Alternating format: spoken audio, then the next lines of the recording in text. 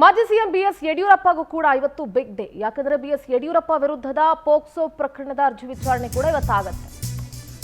ಇವತ್ತು ಮಧ್ಯಾಹ್ನ 2:30ಕ್ಕೆ ಹೈಕೋರ್ಟ್ನಲ್ಲಿ ಅರ್ಜಿ ವಿಚಾರಣೆ ಇದೆ. ಪ್ರಕರಣ ರದ್ದು ಕೋರಿದ್ದಾರೆ ಬಿಎಸ್ವೈ. ಅದರ ಅರ್ಜಿ ವಿಚಾರಣೆ ಇವತ್ತಿದೆ. ಈಗಾಗಲೇ ಪ್ರಕರಣದಲ್ಲಿ ಬಿಎಸ್ವೈ ವಿರುದ್ಧ ಆರೋಪ ಪಟ್ಟಿಯನ್ನು ಸಲ್ಲಿಸಲಾಗಿದೆ. ಮಾಜಿ ಸಿಎಂ ಬಿಎಸ್ವೈಗೆ ಸಂಕಷ್ಟನ ಅಥವಾ ರಿಲೀಫ್ ಸಿಗುತ್ತಾ? ಯಡಿಯೂರಪ್ಪನವರ ಪಾಲಿಗೂ ಕೂಡ ಇವತ್ತು ಬಿಗ್ ಡೇ. ಯಾಕಂದ್ರೆ ಪ್ರಕರಣವನ್ನ ರದ್ದು ಕೋರಿದ್ದಾರೆ ಬಿಎಸ್ವೈ. ಅರ್ಜಿಯನ್ನ ಸಲ್ಲಿಸಿದ್ದಾರೆ. ಅರ್ಜಿ ವಿಚಾರಣೆ ಆಗತ್ತೆ.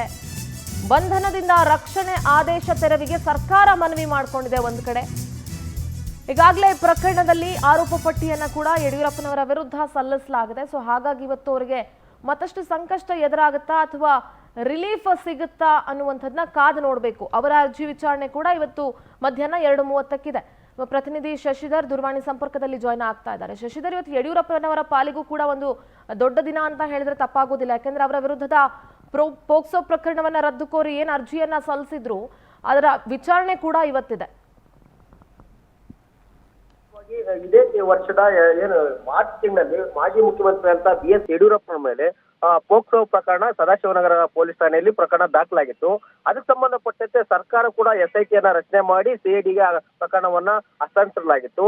ಅದಾದ ಬಳಿಕ ಒಂದು ಕೆಲವೇ ದಿನಗಳಲ್ಲಿ ಯಾವಾಗ ಯಡಿಯೂರಪ್ಪನ ಮೇಲೆ ಪೋಕ್ಸೋ ಪ್ರಕರಣ ದಾಖಲಾಗುತ್ತೋ ಅದಾದ ಕೆಲವೇ ಒಂದು ದಿನಗಳಲ್ಲಿ ಆ ದೂರುದಾರೆ ಮತ್ತೆ ಏನು ಅಕಾಲಿಕವಾಗಿ ನಿಧನ ಹೊಂದ್ತಾರೆ. ಅದ್ರ ಮೇಲೆ ಒಂದಷ್ಟು ಅನುಮಾನಗಳು ಕೂಡ ವ್ಯಕ್ತಪಡಿಸುತ್ತೆ. ಹಾಗಾಗಿ ಇಡೀ ಪ್ರಕರಣದಲ್ಲಿ ಯಾವುದೇ ನೈಜತೆ ಇಲ್ಲ ಅಂತ ಹೇಳ್ಬಿಟ್ಟು ಪೊಲೀಸರು ಕೂಡ ಪ್ರಕರಣವನ್ನ ಮುಚ್ಚಿ ಹಾಕುವಂತಕ್ಕೆ ತಲುಪಿತ್ತು.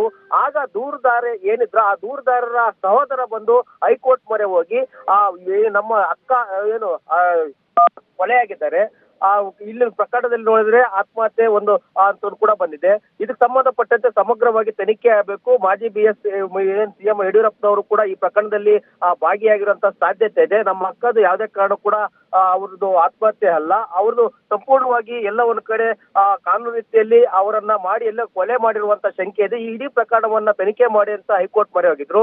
ಅದಕ್ಕೆ ಸಂಬಂಧಪಟ್ಟಂತೆ BS ಯಡಿಯೂರಪ್ಪನವರು ಕೂಡ ಹೈಕೋರ್ಟ್ ಮೊರೆ ಹೋಗಿ ಮಧ್ಯಂತರ ಜಾಮೀನನ್ನು ಕೂಡ ಪಡೆದುಕೊಂಡು ಪ್ರಕರಣ ರದ್ದುಪಡಿಸುವಂತೆ ಹೈಕೋರ್ಟ್ ಮೊರೆ ಹೋಗಿದ್ರು. ಈ ಪ್ರಕರಣಕ್ಕೆ ಸಂಬಂಧಪಟ್ಟಂತೆ ಇವತ್ತು ಅರ್ಜಿ ಕೂಡ ವಿಚಾರಣೆ ಇದೆ. ಹೀಗಾಗಿ ಒಂದು ವೇಳೆ ಏನಾದ್ರು ಕೋರ್ಟ್ ಏನಾದ್ರು ತನಿಖೆಗೆ ಆದೇಶವನ್ನ ಕೊಟ್ರೆ BS ಯಡಿಯೂರಪ್ಪನವರಿಗೆ ಭಾರಿ ಮಟ್ಟದಲ್ಲಿ ಸಂಕಷ್ಟ ಇದೆ. ಓಕೆ, ಥ್ಯಾಂಕ್ ಯು ಶಶಿಧರ್ ನಿಮ್ಮೆಲ್ಲ ಮಾಹಿತಿಗಾಗಿ.